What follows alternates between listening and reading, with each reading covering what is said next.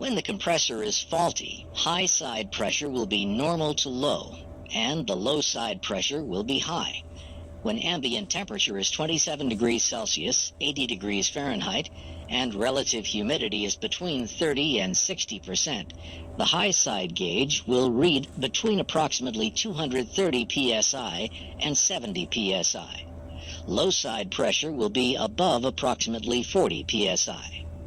When ambient temperature is 41 degrees Celsius, 105 degrees Fahrenheit, and relative humidity is between 10 and 40%, the high side gauge will read between approximately 260 psi and 140 psi.